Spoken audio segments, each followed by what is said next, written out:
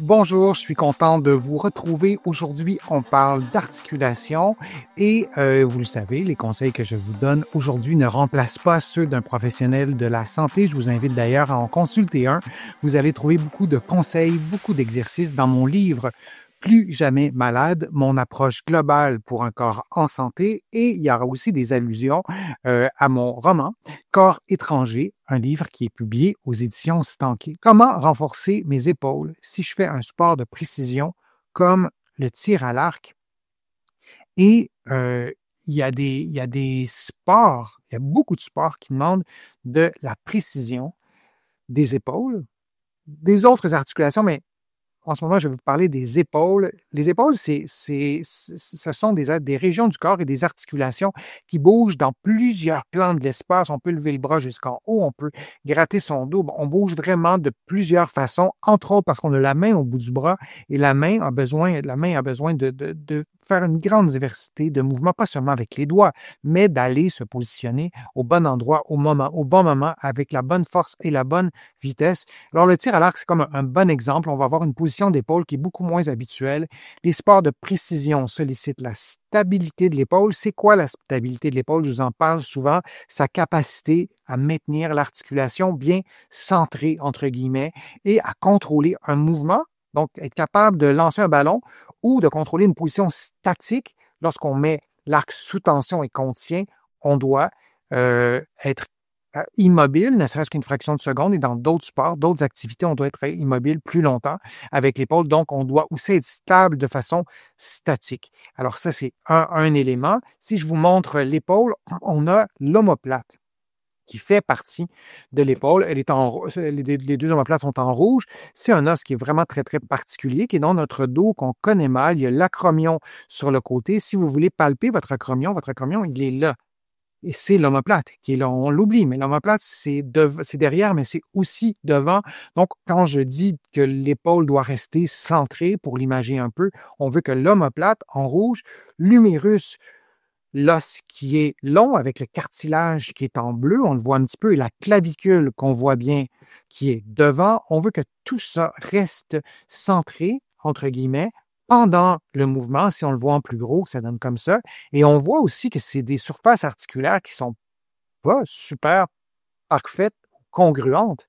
C'est presque étrange comme configuration articulaire, mais c'est étrange, mais ça fonctionne vraiment très bien parce qu'on en a deux qui nous permettent de faire beaucoup de choses. Alors, on veut que ça soit stable. On ne veut pas qu'il y ait des mouvements indésirables qui s'installent. Une bonne stabilité dynamique, donc en mouvement, repose sur un équilibre entre la force des muscles de l'épaule, leur capacité à contracter rapidement, et à se coordonner durant un effort. Comme je le disais, il y a des ligaments dans l'épaule. Un ligament, ça tient deux os ensemble. Pour résumer, il y en a plusieurs dans l'épaule, et un ligament, ça ne se contracte pas. C'est pas un muscle, c'est une structure non contractile. On en voit quelques-uns en ce moment dans l'épaule, et ces ligaments, donc la stabilité de l'épaule, est également tributaire de la santé de l'articulation, mais aussi de ces ligaments que vous voyez. Et quand les ligaments sont déchirés, par exemple, on peut avoir une articulation qui est instable, comme d'autres articulations, comme un genou. Si vous vous croisez, si vous déchirez les ligaments croisés antérieurs et postérieurs, votre genou va être instable. Ben, on connaît peut-être un peu moins les ligaments de l'épaule, mais c'est le même principe. Les ligaments assurent la stabilité passive, mais les muscles que vous voyez en ce moment, il y en a plusieurs muscles de l'épaule, eux assurent la stabilité dynamique. Donc, si vous avez des douleurs chroniques à l'épaule, si vous avez eu une blessure à l'épaule, vous voulez absolument stimuler, rééduquer les muscles de l'épaule qui vont stabiliser l'épaule, qui vont peut-être même vous permettre de ne plus avoir de douleur. Et un programme conçu pour renforcer les muscles de l'épaule et améliorer la coordination permet de prévenir les blessures, mais aussi d'améliorer la précision et l'endurance quand on fait du tir à l'arc, mais d'autres activités sportives, quand on fait nos activités quotidiennes aussi. J'ai des patients qui ont eu un accident de travail qui a touché l'épaule. Les patients avaient de la difficulté à reprendre le travail physique, par exemple un électricien qui a bougé les bras, à faire des efforts à la fois en mouvement et à la fois statique, par exemple. On doit rééduquer la stabilité de l'épaule. Je vous donne des conseils qui sont très précis pour pouvoir se réapproprier ce concept de stabilité de l'épaule, et c'est fondamental, comme je vous le disais, pour pouvoir réapprendre à bouger. Lancer un ballon, par exemple, on a besoin de stabilité, mais on a besoin de stabilité pour le lancer, mais si on veut le lancer dans un panier ou à un endroit précis, ben, on veut être capable de contrôler le mouvement et c'est la stabilité qui permet de le faire. Connaissez-vous les rotateurs internes et externes? Si oui, on va voir tout ça ensemble et si vous ne les connaissez pas, je vous conseille de ne pas les oublier. On va les voir, c'est relativement simple. C'est une illustration comme si c'était une photo prise de haut. Je vous la mets en plus grand. On a la rotation externe et on a la rotation interne. Donc, si vous êtes en position assise, vous gardez votre coude collé sur vous et vous placez votre main sur votre ventre, sur votre thorax, c'est une rotation interne. Et si vous faites une rotation externe, vous faites l'inverse. Vous gardez votre coude collé sur vos côtes et vous déplacez votre main vers l'extérieur et vous aurez fait des mouvements qui ressemblent à ça. Votre coude était collé sur vous, était en contact ou à peu près en contact avec vos côtes. Lorsqu'on fait des mouvements de rotation interne-externe, on les fait dans différents plans de l'espace. On ne fonctionne pas toujours les deux coudes collés sur les côtes, mais la rotation interne et la rotation externe, on les utilise vraiment très régulièrement dans nos activités sportives, mais aussi dans nos activités de la vie quotidienne. Et pour les personnes, c'est peut-être votre cas, qui ont eu des tendinopathies à l'épaule, c'est assez limitant. Ça nous empêche vraiment de fonctionner parce que notre bras, on l'utilise dans différentes positions. Et les rotations, je vous les montre de deux façons différentes. Donc, rotation externe, rotation interne, comme vous voyez en ce moment, ce qu'on vient de faire dans la vidéo de gauche. Faites maintenant le même mouvement de rotation interne-externe, mais les bras à 90 degrés. Et vous voyez que c'est le même mouvement de rotation interne, rotation externe, mais l'humérus, la clavicule et l'omoplate ne sont pas placés exactement pareils et on a une autre configuration. Si vous mettez votre main au niveau de la nuque, vous faites une rotation externe, mais votre coude n'est pas tout à fait placé de la même façon. Si vous placez votre main dans le creux de votre dos, vous faites une rotation avec un autre mouvement. Alors, il y a vraiment plusieurs façons de faire nos rotations et on doit les rééduquer au complet.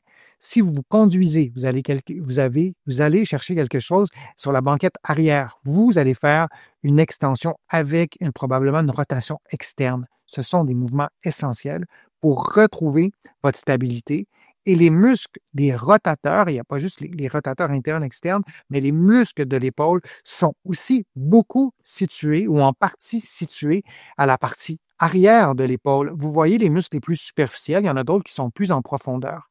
Alors, si vous voulez stimuler, renforcer ou développer plutôt la stabilité de vos épaules, vous devez penser aux muscles qui sont derrière vos épaules, derrière votre dos, parce qu'en fait, c'est situé derrière le dos. On doit les rééduquer. Je vous montre un exercice, même principe, avec deux positions de bras différentes. Souvenez-vous de cette diversité-là de positions de bras qui est bénéfique dans un contexte de stimulation des stabilisateurs de l'épaule, de rééducation des muscles de l'épaule, ce que j'allais dire. Alors, je vous montre cet exercice-là. Alors, c'est vraiment tout simple. Vous vous placez adossé au mur, comme ça, les coudes au mur, et vous allez vous pousser pour vous dégager du mur, mais vous le voyez à l'écran, vous me dites si c'est clair pour tout le monde, pour vous dégager du mur de quelques centimètres, disons. L'idée, c'est pas de faire un immense mouvement. Et vous revenez à la position de départ. Donc, l'extension posturale avec les bras, on pourrait y donner plein de noms. Donc, vous poussez avec vos bras, vos coudes, et c'est cet effort-là qui doit déplacer votre tronc. L'idée, c'est pas de changer votre posture avec vos cuisses, vos abdominaux, tout ça. C'est vraiment de déposer votre corps sur le mur et avec vos coudes, vous poussez pour dégager et avec vos deux coudes. Si vous avez eu une tendinopathie, tout est en apparence réglé, il n'y a plus de douleur, il n'y a plus rien, et vous voulez rééduquer, c'est un bon exercice. Vous devez vous concentrer pour forcer avec les deux bras. Et si vous ne savez plus trop si c'est plus un bras ou l'autre qui le fait, vous pouvez tenter de faire l'exercice au maximum avec un bras. Vous faites 2-3 mouvements. Vous refaites la même chose avec l'autre côté, au maximum avec l'autre côté. Et ensuite, vous refaites l'exercice en tentant de faire 50% de l'effort avec un côté et avec l'autre côté. Ça, c'est pour l'exercice, je vais vous mettre en plus gros, c'est pour l'exercice qui est à gauche.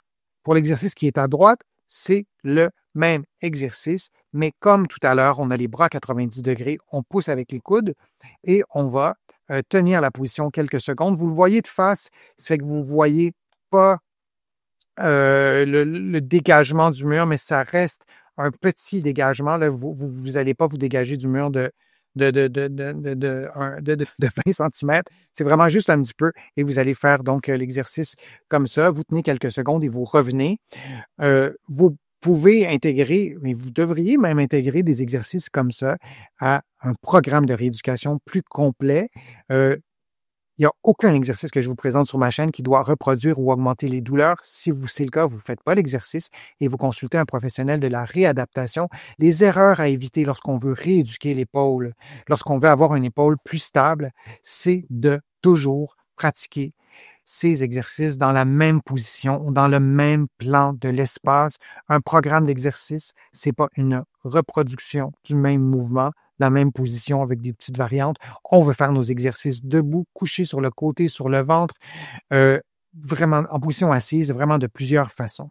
Une autre erreur qu'on voudrait éviter, c'est de ne pas diversifier le type d'exercice. Par exemple, l'utilisation d'accessoires peut être utile pour y parvenir. Il y a des exercices qu'on fait avec le poids du corps. Si je fais des pompes, si je fais des push-ups, c'est avec le poids du corps. Je peux prendre des haltères aussi, je peux prendre des boîtes de conserve. Vous allez en trouver plusieurs sur ma chaîne. Je peux prendre des bandes élastiques comme vous voyez en ce moment. C'est un autre type de résistance. Je peux faire des exercices dans l'eau. Je peux aussi faire des exercices en suspension. On peut prendre un anneau comme ça et les exercices qui sont faits avec des anneaux suspendus, ça demande en général quand même un peu de force. C'est peut-être votre niveau de force, ce n'est peut-être pas. Il y a d'autres types d'exercices en suspension aussi qu'on peut faire. Il y a des outils qu'on peut se procurer qui sont relativement abordables. Je vais y revenir dans d'autres vidéos, mais vraiment de diversifier le type d'exercice. Il y a des exercices qu'on peut faire en position statique. Si je pousse contre un mur, il n'y a pas de mouvement, c'est un exercice statique. C'est une contraction isométrique. Le muscle ne change pas de longueur. Et il y a d'autres types de contractions. On peut faire des exercices en mouvement. Alors, la liste, elle est très longue. Je vous en parle dans d'autres vidéos, mais c'est une erreur qu'on fait lorsqu'on fait toujours le même type d'exercice. L'autre erreur qu'on fait souvent, oublier de vérifier la position de l'omoplate pendant l'exercice ou le mouvement. Souvent, on va dire à nos patients, je vous le dis sur ma chaîne, de baisser l'épaule. Quelqu'un qui fait un exercice et à la fin de l'exercice, l'épaule est levée comme ça, on va dire de baisser l'épaule. Mais c'est l'omoplate qu'on veut repositionner. Donc, d'oublier ces omoplates. Et je vous le disais tout à l'heure, c'est un os qui est quand même particulier, c'est une forme qui est particulière, l'acromion qui est ici. On n'est pas toujours familier avec ça, puis ça va aussi, on n'a pas à tout savoir toujours par cœur au complet. Mais lorsqu'on a un problème d'épaule, ce qu'on devrait savoir, ce qu'on devrait prendre en compte, c'est la position de l'omoplate et de l'oublier, c'est une erreur parce que ça change la position du reste du corps et ça peut changer aussi la position du cou. Donc, comment renforcer la stabilité des épaules pour éviter les blessures en pratiquant un sport de précision comme le tir à l'arc ou comme d'autres types de sports? Bien, je vous ai donné quelques pistes de réflexion, quelques trucs, quelques exercices aussi. J'espère que ça sera utile. Vous allez trouver sur ma chaîne beaucoup d'autres exercices pour favoriser, pour stimuler la stabilité de l'épaule. Je vous remercie d'avoir été présent. Je vous remercie de vos questions. Je vous remercie de votre participation, de vos commentaires sur les réseaux sociaux. Je vous lis tous. J'essaie de répondre à un maximum de commentaires, mais je me sers de vos questions, entre autres, pour amorcer de nouveaux contenus sur ma chaîne. Merci aussi de vos contributions. Vous le savez, sans elles, je ne pourrais pas vous produire autant de nouveaux contenus. Vous allez trouver beaucoup d'informations dans mes livres qui sont disponibles ici, au Québec, en librairie et sur le web. Mes livres sont aussi disponibles de l'autre côté de l'Atlantique, notamment mon livre Plus jamais malade. Il y en a d'autres, il y en a sur la marche, il y en a sur les problèmes de dos, etc. Donc, ça me fait plaisir de lire aussi vos commentaires sur mes livres. Merci encore de votre présence. Je suis Denis Fortier. Je vous dis à une prochaine vidéo, à une prochaine fois. À bientôt.